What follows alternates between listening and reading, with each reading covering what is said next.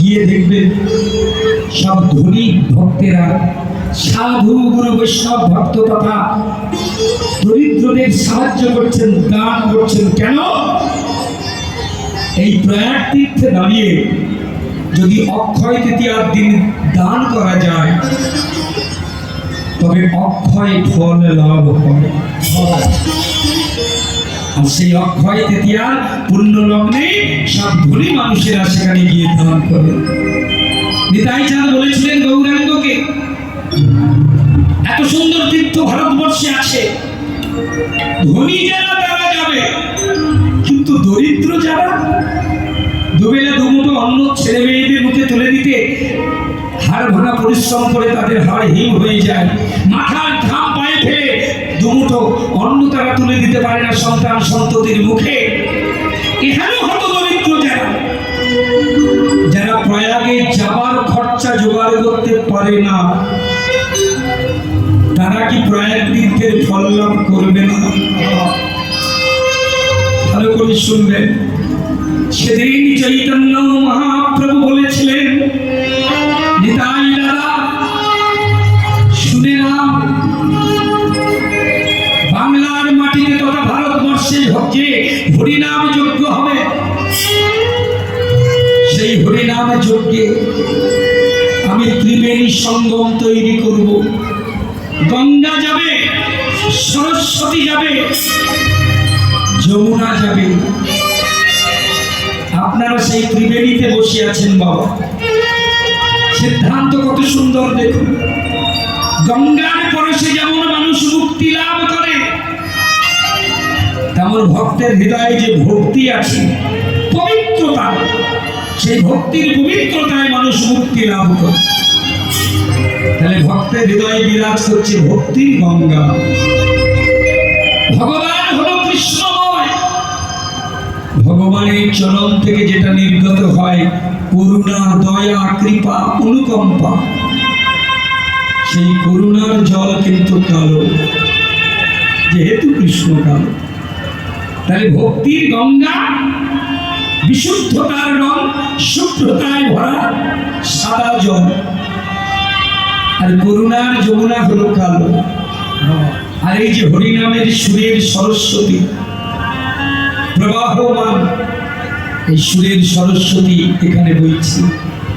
এই জন্য এই ত্রিবেণীতে বসে যদি আপনারা হরিবাসর কমিটি বলুন, সাধুগুরু বৈষ্ণবের করে বলুন, এই ত্রিবেণীতে বসে যদি দান করতে পারেন, ওই ত্রিবেণীতে আর যেতে লাগবে না, অক্ষয় ফল লাভ হয়। তো শঙ্করানন্দপুরী এবং কবিরা আচার্য সেই ত্রিবেণীর জলে এসে বললেন, কুবের কুবের কুবের গোসাই, চলো কুবের চলো। আর গৌরাঙ্গ মহাপ্রভু অন্তর্যামী ভগবান নিত্যানন্দের শুভাগমন অনুভব করে হরিদাস ঠাকুরকে সঙ্গে নিয়ে পৌঁছে গেল সেই বাড়ি, যেখানে নিতাই গৌর প্রথম দেখা করেছিলেন, যে বাড়িতে প্রথম মিলন হয়েছিল নদিয়ার মাটিতে, নবদ্বীপের মাটিতে। সেই জায়গাটি এখনো দৃশ্যমান দেখা যায়। আপনারা যারা নবদ্বীপে যান, সচিমায়ের অঙ্গন যেটা গৌরাঙ্গ বাড়ি বলা হয়, যেখানে বিষ্ণুপ্রিয়া সেবিত চৈতন্য মহাপ্রভুর ব্যবহৃত খড়ম বা পাদুকা এখনো বিদ্যমান।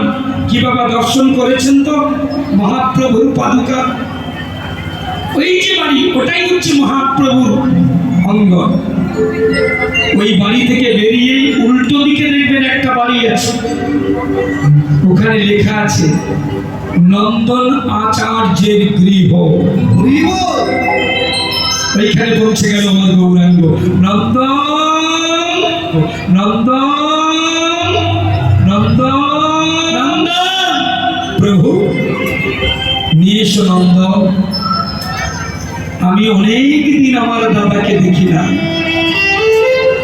নন্দের নন্দনা যেই শচী সুত হইল, সেই বলরাম হইল নিতাই। কোথায় আছে আমার নিতাই দাদা? বের করে নন্দন। নন্দনাচার্য নিতাইকে বললেন, ওগো নিতাই, আজ মণি আর কাঞ্চন এক জায়গায় যোগ। আমি গৌরাঙ্গ নই, আমি নিমাই, আমি নিতাই, আহা আমি বৃন্দাবনের কানাই, তুমি জানে না আমি নদিয়ার নিমাই। আমি নদিয়ার নিমাই বা গৌরাঙ্গ, আমি বৃন্দাবনের কানাই নই। এখন কারো বরণ নই, এখন কারো বরণ নই।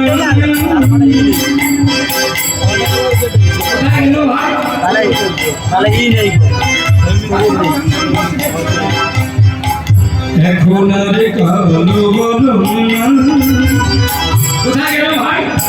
কেন জন্ম দাদা রানী অঙ্গে, রাধা রানী অঙ্গে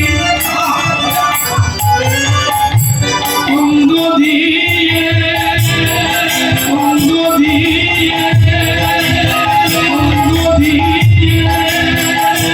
অঙ্গ দিয়ে হলো তার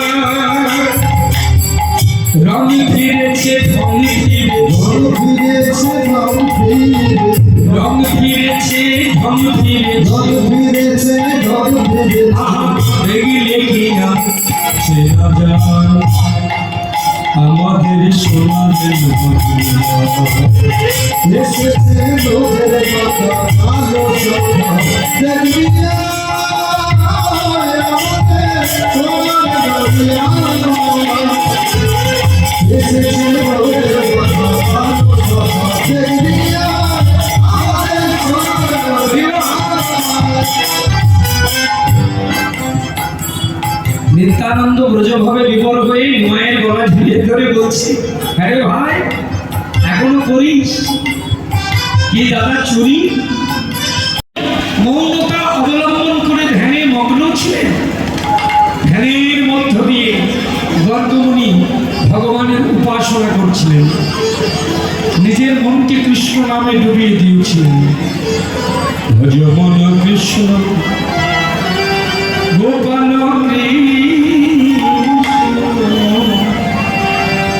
কৃষ্ণ কৃষ্ণ মুখে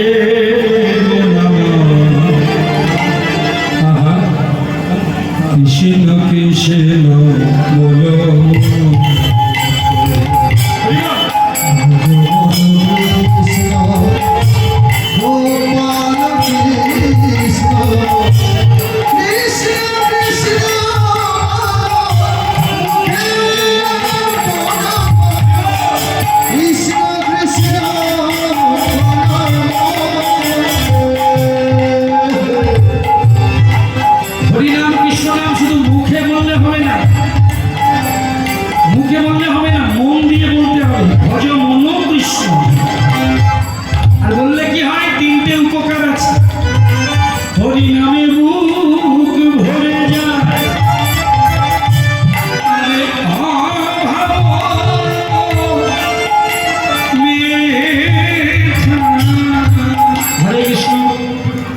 ভালো লাগছে। মহাপ্রভুর কথা আপনারা অক্ষরে অক্ষরে পালন করছেন।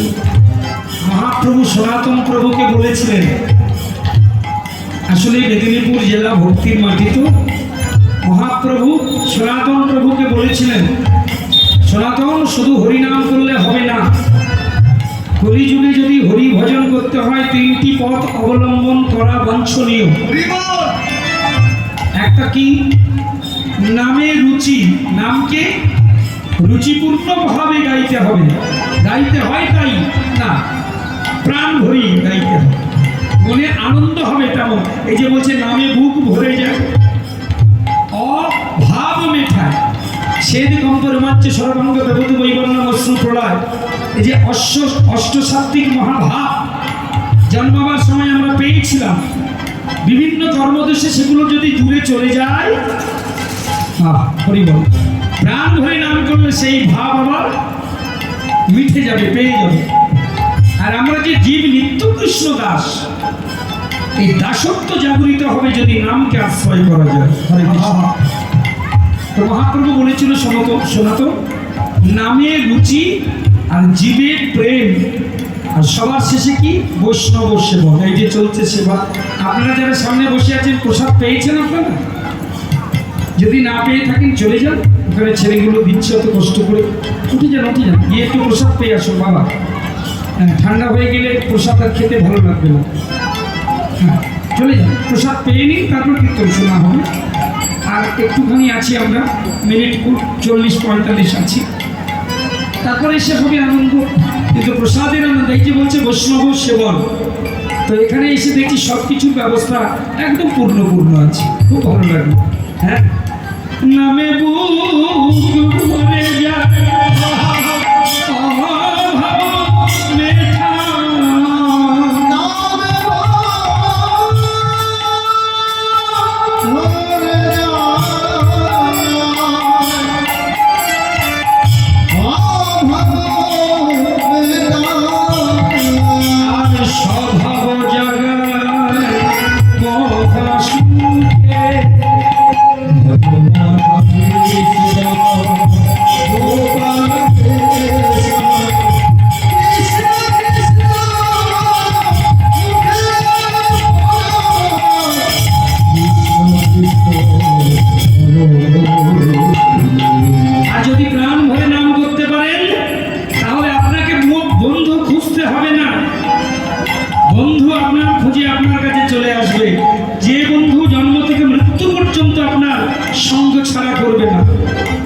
এই জগতের বন্ধুরা যতক্ষণ খেতে দেবেন, পড়তে দেবেন, ভালোবাসা দেবেন, ততদিনই এই জীবনের বন্ধু আমাদের কাছে থাকবে, পার্থিব জগতের বন্ধু। আর অপ্রাকৃত জগতের বন্ধুকে এই যে আমার ভগবান হরি দিন বন্ধু, চিরদিনের বন্ধু,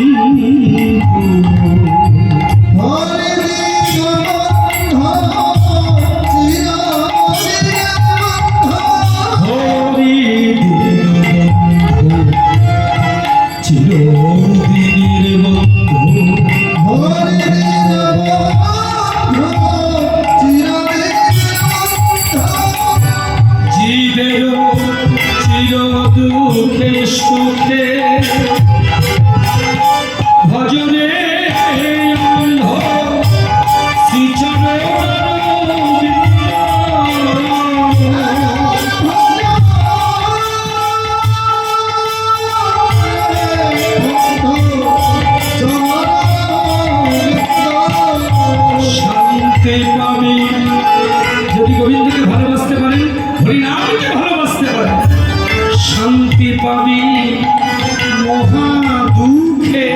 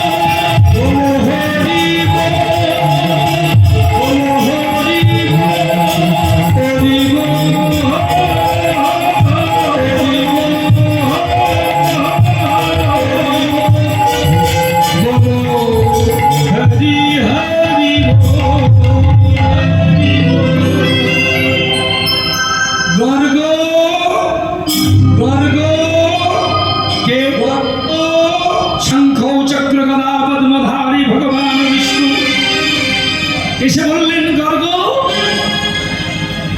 আমি ভগবান বিষ্ণু, আচিরাত তুমি নন্দালয়ে যাও, নন্দরাজ পুত্রের একটি নাম রেখে এসো, যে নামটা আমি তোমাকে দেব সেই নাম। ধ্যানের মধ্যে পেয়ে গেলেন কৃষ্ণ নাম।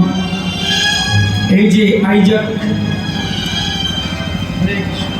ভক্তমণ্ডলী মায়েরা, পৃথিবীতে যে আকর্ষণ শক্তি বিজ্ঞান বা সায়েন্স বলছে মাধ্যাকর্ষণ, এই যে ঢিলটা ছুঁড়ে দিলাম নিচে চলে এলো, এই যে আকর্ষণ, একে বলে মাধ্যাকর্ষণ।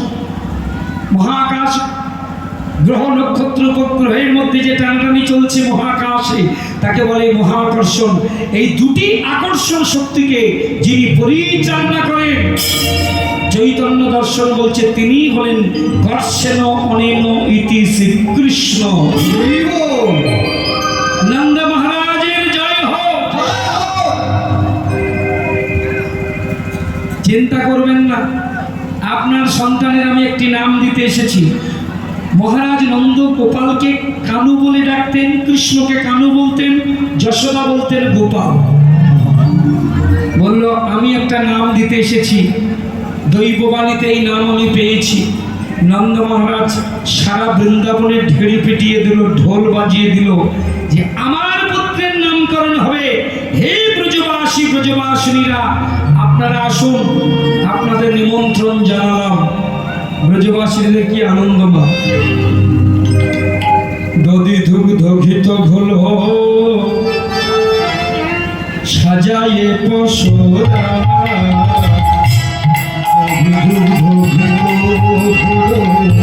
সাজায়ে পশরা,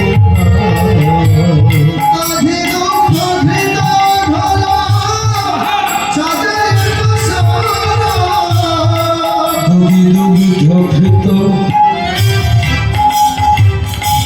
আনন্দ ধরে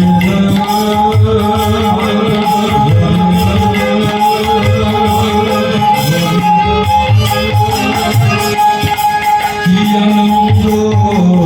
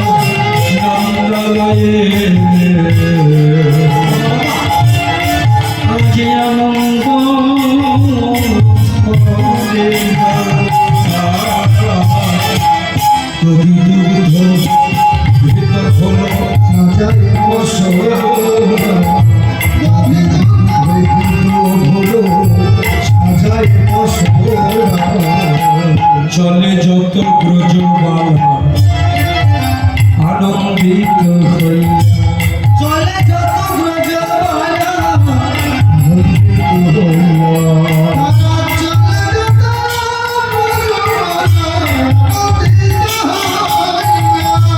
ঢাক বাজে ঢোল বাজে বাজায় কষ্ট, ভাগে বাজে ঢোল বাজে বাজায়ে কষ্ট, ভাগে বাজে ঢোল বাজে এবার নন্দালয়ে সাজাইল ফুলের বাসর, সাজাইল ফুলের বাসর,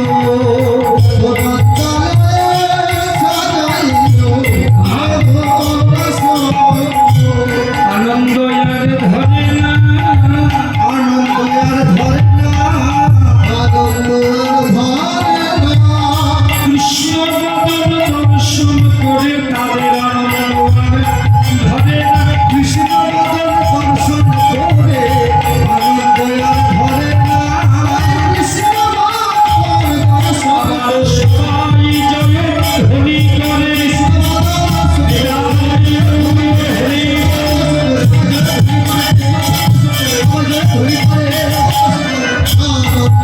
ধরে না, নন্দময় সাজাইল ফুলের বাসর, বন্দনায় সাজাইল ফুলের বাসর।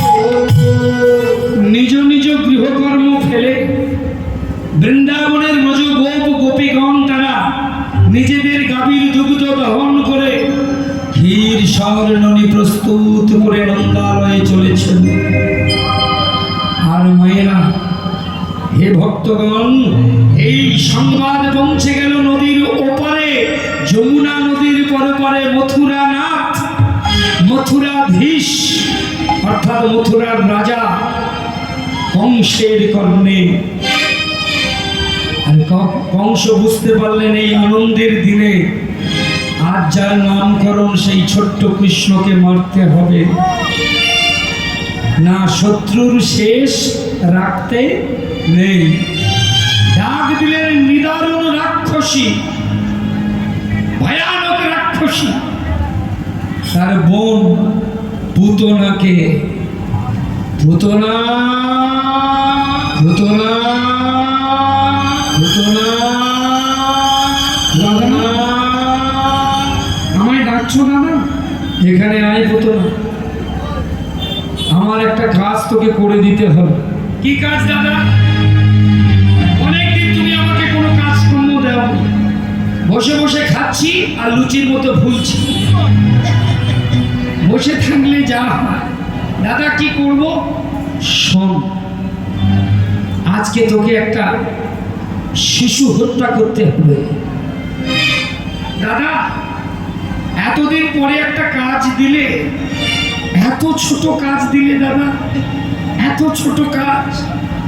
পুতনা, কাজটা তোর কাছে ছোট হতে পারে কিন্তু আমার কাছে নয়। কি ব্যাপার দাদা? সর্ব অঙ্গ দিয়ে তোমার শ্বেতবিন্দু ঝরে ঝরে পড়ছে, চিন্তাকুল মন, তুমি মনে হয় খুব দুশ্চিন্তায় আছো। পুতনা, তুই জানিস না পুতনা, যেদিন আমার বোন দেবকী অষ্টম গর্ভের মেয়েটা জন্মালো, ওই মেয়েটাকে আমি মারতে গিয়েছিলাম। আসলে মেয়ে তো নয়, বংশ আসল সত্য তো জানে না। ভগবান নিজের মায়া বলে সেই সত্য গোপন করেছে। ভাদ্র মাসের কৃষ্ণাষ্টমীর দিন ভগবান অজনী সম্ভবা হয়ে জন্ম নিলেন কংসের কারাগারে। সেদিন বসুদেবের নিদ্রা ভঙ্গ করে বলেছিল দৈববাণীতে, বসুদেব, বসুদেব, ওই দেখো আকাশে মেঘ জমেছে, ঘোর ঝঞ্ঝা, প্রবল দুর্যোগ, মেঘ ডাকছে, বজ্রপাত হচ্ছে। এই দুর্যোগের মধ্যে তোমাকে সুযোগ নিতে হবে। দেবকীর কোলের কাছে যে ছেলেটা হাত পানে খেলা করে, ওই সন্তানকে তুলে নাও, নিজের কোলে তুলে দিয়ে যমুনা পার হয়ে নন্দালয়ের কাছে গোকুলে। আর শোনো, ওই নন্দালয়ে নন্দের স্ত্রী যশোদার কোলে একই সময়ে একটা কন্যা সন্তান জন্ম দিয়েছে যশোদা। ওই যশোদার কোলের সন্তান নারী সন্তান, জেনে না ও হলো যোগ মায়া। ওই যোগ মায়াকে নিয়ে তুমি চলে এসো। যোগ মায়া নন্দরাজের আঙিনায় যাবেন, কিন্তু যমুনার তীরে এসে দেখছেন কৃষ্ণ মাথার উপরে, বসুদেব দেখছেন যমুনাতে কোনো মাঝি নেই, কোনো নৌকা নেই, কি করে পার হবেন ভেবে পাচ্ছে না। অবশেষে বসুদেব যমুনার তীরে দাঁড়িয়ে মা যোগ মায়াকে স্মরণ করতে লাগলেন। সবাই একটু হাত জোড়ো করবেন। মা মনসা দেবীর কৃপা ধন্য হয়ে আপনারা আছেন, তাই শুধু নয়, আমার সম্মুখে দাঁড়িয়ে আছে আমার মা ভবানী, মা কালী, জগৎ জননী। বসুদেব ওই দুর্যোগের মধ্যে যমুনা নদী পার হতে না পেরে যোগমায়ের স্মরণ করতে লাগলেন। সবাই একটু হাত জোড়ো করবেন।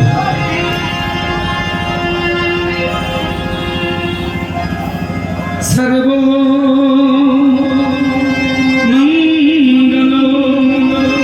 মঙ্গলে শিবে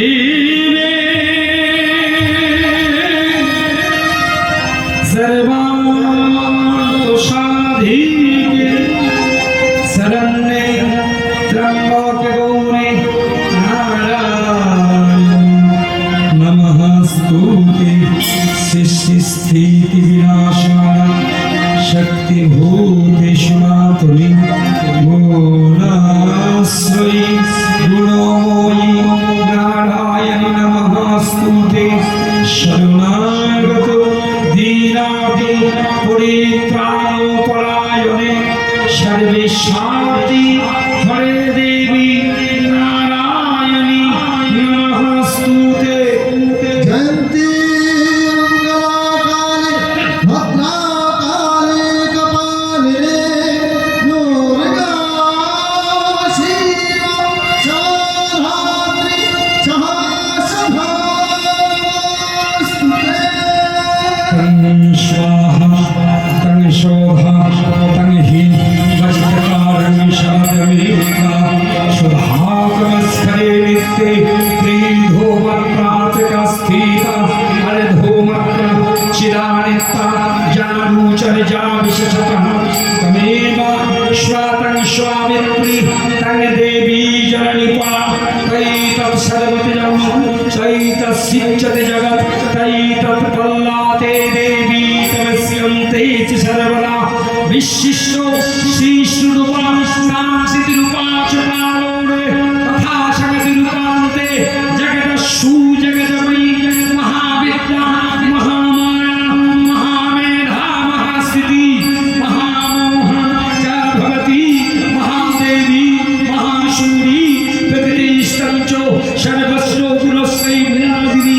कालरात्रि महारात्रि मोरात्रि सभागना तन्हीतमशश्वरी तन्हीतं बुद्धिबोधनाक्षणा लज्जा पुष्टि सहा पुष्टि तं शान्ति शान्तिरेव च खड्गिनी शूलिनी घोरा देवीनी चन्द्रिणी तथा शङ्खिनी चापीनी बाणभूषन्ती परिभायुना शम्मभाषीषो शम्मभद्रति सुन्दरी परापरा परोमातमेव परमेश्वरी यत्र किञ्चित् गच्छीति वस्तु शाश्वत बखिला तीके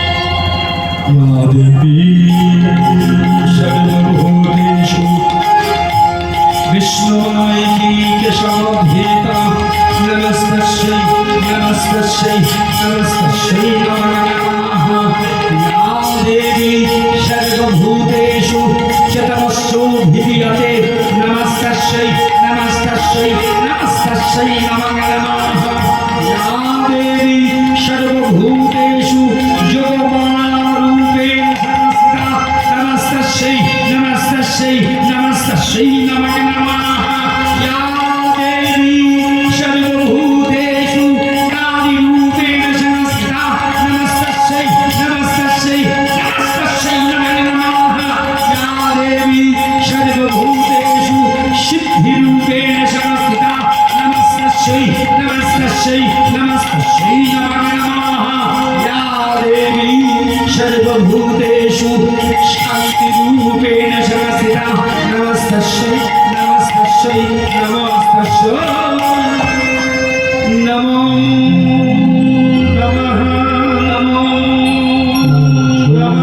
गोमाया যোগেশ্বরী বসুদেবের সপ্তশতী চণ্ডী মন্ত্র শ্রবণ করে আর থাকতে পারলেন না মা যোগমায়া গোবিন্দ সেবা করবার জন্য এসে দাঁড়ালেন যমুনার তীরে শিকারিনী মূর্তি ধারণ করে মা যোগমায়া যমুনার জলের উপর দিয়ে হাঁটতে লাগলেন বসুদেব দেখলেন একটি শিকারিনী যমুনার উপর দিয়ে হেঁটে যায় মা যোগমায়ার পদাঙ্ক অনুসরণ করে বসুদেব যমুনা পার হলেন নিমেষের মধ্যে মা যোগমায়া যশোদান করে সন্ততি হয়ে শয়ন করলেন যে যোগমায়া শিকারির মূর্তি ধারণ করে বসুদেবের পথ দেখালেন সেই যোগমায়া এসে শয়ন করলেন মা যশোদার কোলে বসুদেব ওই কোলের সন্তান কৃষ্ণকে রেখে যশোদার মেয়েকে নিয়ে গেলেন কংস কলসের কাছে। দাদা, দাদা, এনেছিস? এনেছি দাদা। এগিয়ে রে, 1 2 3 4 5 6। কালনেমির 6টা ছেলে উদ্ধার হয়েছিল। 6টা ছেলের পর একটা গর্ভ নষ্ট হলো 7-এ, আর 8 নম্বরে শেষে মেয়ে হলো। দেবকীর বিয়ের দিন দৈববাণী হয়েছিল, আমার বোন দেবকীর 8ম গর্ভে সন্তান হবে আমার মৃত্যুর কারণ। একটা মেয়ে ছেলে আমাকে মারবে, দেব বসুদেব দেব। মেয়েটির পাটা ধরলেন, পাষাণের উপরে আছাড় মারবো বলে ধ্বংস যেই ওই যোগমায় রূপিণী কন্যাকে উত্তোলন করলেন, আছাড় মারতে যাবে। ঠিক এমন সময় মেয়েটি শূন্যে উড়ে গেলেন। উপরে গিয়ে বলেছিলেন, কংস গোকুলে বাড়ি শেষে মৃত্যুর জন্য হোক প্রস্তুত, তোমারে বধিবে যে গোকুলে বাড়ি শেষে। পুতনা, সেই নারী কণ্ঠস্বর আজ আমি ভুলতে পারিনি। আমার শিরায় শিরায় ধমনীতে ধমনীতে সেই কণ্ঠস্বর প্রতি ক্ষণে ক্ষণে অনুরণিত হয়। আমি খেতে পারি না, আমি ঘুমাতে পারি না। না রে পুতনা, ঘুমের ঘুরে যেন দেখি সেই নারী আমাকে বলছে, তোমারে বধিবে যে গোকুলে বাড়ি শেষে। পুতনা, এমন করে ভয়ে ভয়ে কি জীবন যাপন করা যায় পুতনা? আমি কত শিশু হত্যা করেছি, অনেক শিশু মেরেছি, কি বৃন্দাবন কি মথুরা, অনেক শিশু আমি মেরেছি, অনেক শিশু। কিন্তু আমার কেমন যেন মনে হয় এই নন্দের বেটা ছোট্ট ছেলেটাকে মারার দরকার আছে। হ্যাঁ, কারণ যেদিনে দেবকীর মেয়েটা জন্মালো সেই দিন কিন্তু এই ছেলেটা যা মেরে দিয়া। হ্যাঁ, পারবি না দাদা? কি যে বলো, হ্যাঁ কি যে বলো দাদা। মশা মাছি গেল, ইয়ে নাকি হাতি ঘোড়া গেল, ইয়ে তল তল, আর মশা বলে কত কত গো হত্যা, কত ব্রহ্ম হত্যা, কত নারী হত্যা, কত শিশু হত্যা, কত ব্রাহ্মণ বৈষ্ণব হত্যা, কত পশু পাখি হত্যা করেছি দাদা। অমন ছেলেকে কত হাজার হাজার আমি পুতনা চিবিয়ে চিবিয়ে খেয়েছি। চিন্তা করো না দাদা, আমি চলবো কোটিতে কিমি কিমি রুনো ঝুনো বাজে, কোটিতে কিমি কিমি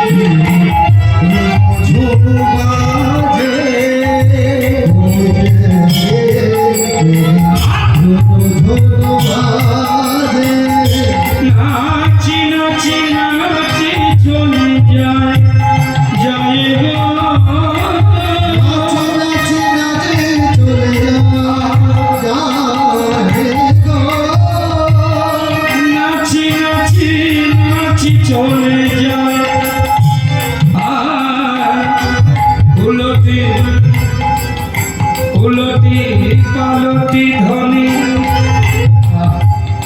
দাহিনী ঘুমটা টানে, উলটি পালটি ধনি দাহিনে ঘুমটা টানে, ওদের দেশে আলোকে ধনি দাহিনে ঘুমটা উলটি পালটি ধনি। মায়াবী রাক্ষসী পুতনা সুন্দরী রমণীর বেশ ধারণ করেছেন। এই ভাব যেমন করে তেতা যুগের শূর্পণখা এসেছিলেন লক্ষ্মণকে ভোলাবার জন্যে, রামচন্দ্রকে ভোলাবার জন্যে।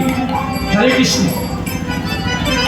রামচন্দ্রকে ভোলাবার জন্যে লক্ষ্মণ কেমন এসেছে। এই বাংলার কীর্তন এক রসময় সম্পদ। আমি আর 46 বছর কীর্তন করছি। আমার পরম বন্ধু চন্দন দাস অধিকারী আপনাদের খুব প্রিয়, কালকে গাইবে সকালবেলা। অনুরোধ উপরোধ করলো আপনাদের গ্রামে আসার জন্য, আপনাদের সঙ্গে মিলন করবার জন্য। অনেক দিনের সম্পর্ক। আমি যখন কীর্তন করতে ওনাদের ওখানে আসি তখন উনি রামায়ণ করেন, আপনারা বোধহয় জানেন। চন্দনদা তখন রামায়ণ করেন। আমি 10 বছর বয়স থেকে কীর্তন করছি। কীর্তনে অনেকগুলো সম্মান, 6টা 7টা স্বর্ণপদক, সেই সঙ্গে বহু সম্মান আমি পেয়েছি। কিন্তু আপনাদের গ্রামে আমার আসা হয়নি, এলাম। খুব আনন্দের উপলব্ধি হলো, এত মন দিয়ে কীর্তন শুনেন, এত সুন্দর খিচুড়ি খান, খুব ভালো লাগলো, আনন্দ পেয়ে গেলাম। মনে থাকবে আপনাদের কথা, মনের মনি কোথায়, কারণ আমাদের এইটুকুই তো সম্পদ। এই স্মৃতিগুলো নিয়েই আমরা বেঁচে থাকি। আর কি নিয়ে বেঁচে থাকবো বলুন? এই যে আপনাদের ভালোবাসার স্মৃতিগুলো নিয়ে বেঁচে থাকি। আমি যখন গাড়িতে এলাম এখানে, ছেলেগুলো সব আপ্যায়ন করতে গেল, আহা কি আনন্দ করে গেল আমার কাছে। দাদা আসুন আসুন, হ্যাঁ, ভাবে বিভোর হয়ে সব চলছে, এত আনন্দ ওনাদের মধ্যে। তা আমার হাত ধরে নিয়ে গেলেন বাসায়, খুব আনন্দ, এত যত্ন। যে বাড়িতে আছি খুব ভালো লাগলো। ভগবানের কাছে প্রার্থনা করি, মা কালী, মা ভবানী আমার খুব প্রিয় দেবী। হ্যাঁ, আমি মাকে খুব ভালোবাসি, জানেন তো। বংশগতভাবে আমরা মায়ের সাধনা করি, মাতৃভক্ত আমরা। তো সেই জন্য মা যেখানে থাকে আমার গান করতে খুব আনন্দ হয়। দেখছেন না কত আনন্দ করে গান করছে। তবে বাংলার এখন যে কীর্তনের ধারা, ভোজপুরি গান, বিভিন্ন সব ভোজপুরি গান, এগুলো কীর্তনের সিলেবাস নয়, বুঝলেন তো। এগুলো করতে নেই, কীর্তনের অপমান করা হয়। কীর্তনের যে গানগুলো আছে, আমি দেখুন না, গানের শেষে আমরা তো ভজন করব, তবে 500 বছরের প্রাচীন ভজন, যে ভজন আমার নিতাই গৌর গেয়েছেন, যে ভজন আপনাদের মেদিনীপুরের বাসুদেব ঘোষ, এই মেদিনীপুর জেলা পদকর্তা বাসুদেব ঘোষ, যারা 3 ভাই, বাসুদেব ঘোষ, গোবিন্দ ঘোষ, মাধব ঘোষ, চরিতামৃতে লিখছেন, গোবিন্দ মাধব বাসু 3 ভাই, যাদের কীর্তনে নাচেন আমার চৈতন্য গোসাই। তো মনে রাখবেন, চৈতন্য মহাপ্রভু কিন্তু এই ভোজপুরি হিন্দি ভজনে নাচেনি, তিনি বাংলা ভজনে নেচেছেন। যারা জানে না তারা গায় না, তাই আপনারা শোনেন না। আমি যখন এই 46 বছর কীর্তন জীবনে আপনাদের কাছে এসে পৌঁছেছি, আজকে চৈতন্য মহাপ্রভুর গাওয়া সেই বাংলা ভজন, যে ভজন আসমুদ্র হিমাচল তিনি পায়ে হেঁটে ভজন করেছেন, যে গান গেয়ে পশু পাখি বৃক্ষ পর্যন্ত নেচেছে। এখনো যদি নদিয়া জেলার দিকনগর বলে একটা জায়গা আছে, আপনারা যান, একটা বট গাছ আছে। রাধারমণ চরণ দেব, একজন বৈষ্ণব, রাধারমণ চরণ দেব যখন এই বৃক্ষের নিচে বসে গান করছেন, ভজনে তাই গৌরাদের সংজাপ হরে কৃষ্ণ হরে নাম, খোলকত্তর বাজছে, দেখছে বৃক্ষটা ঝরঝর করে নাচছে। ভাবলো বোধহয় কোনো পশু পাখি কিংবা কোনো বাঁদর বা হনুমান উঠেছে, গান বন্ধ করে দিয়েছে। যেই গান বন্ধ করেছেন, বৃক্ষের নাচ বন্ধ। অদ্ভুত ব্যাপার। আবার গান শুরু করেছিল, আবার বৃক্ষ নাচতে শুরু করেছে। নদিয়া জেলা সেই দিকনগরে বৃক্ষ নিচে ছিল হরিনাম। সেটা কিন্তু এই রাধে রাধে জপা করো গানে নয়, এগুলো কীর্তনের অপমান করা হয়। মা আরও তো আছে নাচের গান, আমাদের বাংলা ভজন আছে। আমার চৈতন্য মহাপ্রভু ঝাড়খণ্ডের মাটিতে, মহাপ্রভু মাঝখানে দাঁড়িয়ে আছেন, একদিকে বাঘ, একদিকে হরিণ, একদিকে সাপ, একদিকে ব্যাঙ। এরা ভক্ষ ভুলে গিয়ে মহাপ্রভুকে ঘিরে ঘিরে তারা ঘেউ ঘেউ করে কুকুরগুলোর হরিনাম করেছিল। বাঘগুলো চিৎকার করে নিজের নিজের কণ্ঠস্বরে হরিনাম করেছিলেন। যে ভজনে নেচেছিল, আমরা সেই ভজন গাইব। আগে পুতনাকে উদ্ধার করি, রাক্ষসীটাকে উদ্ধার করি, এই মাকে উদ্ধার করি, তারপরে আর নয়নে পুতনা এসে গেছে, সুন্দর করে সেজে ফিরে ফিরে কৃষ্ণ পানে চায়, চলে যাই গো ঠমকে ঠমকে,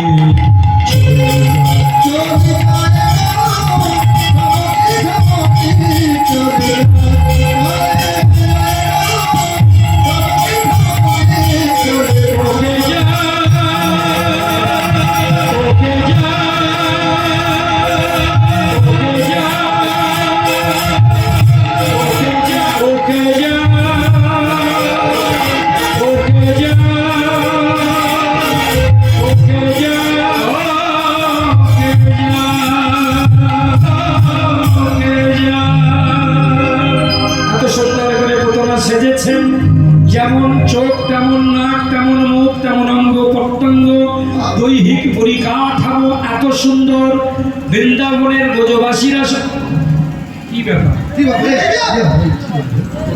বলে, ও দিদি তোমার বাড়ি কোথায়? না পুতনাকে দেখে বলছে, পুতনাকে দেখে হা করে চেয়ে আছে। বলছে ও দিদি তোর বাড়ি কোথায়? বলছে আমার বাড়ি হচ্ছে মথুরায়। একদম গটগট গটগট করে পৌঁছে গেল যশোদার কাছে।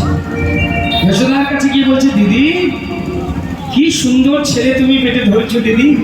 দেখবেন মায়েদের দুজনের নামে প্রশংসা করলে মায়েরা খুশি হয়, একটা হচ্ছে স্বামী আর একটা সন্তান। আর যদি এদের নামে নিন্দা করেছেন আপনার বসার জায়গাও দেবে না, চাও দেবে না, কিচ্ছু দেবে না। মায়ের নামে নিন্দা করুন কিন্তু ছেলেকে প্রশংসা করতে হবে। আপনি যদি বলেন দিদি তুমি তো তেমন দেখতে নয় কিন্তু ছেলেটা ধরেছো বাবু, যেন গোবর গাদায় পদ্ম ফুল। মা নিন্দা সহ্য করবে কিন্তু ছেলের নিন্দা মা সইবে না। তা কৃষ্ণের গুণানুকীর্তন করতে লাগলো পুতনা, আর যত গুণানুকীর্তন করছে ততই যশোদা বলছে বস দিদি বস, এসেছিস বস, তা কি খাবি বল? বলছে আমি খাবো না কিছু। আসলে পুতনা মনে মনে চিন্তা করছে তোর ছেলের মাথা আমি চিবিয়ে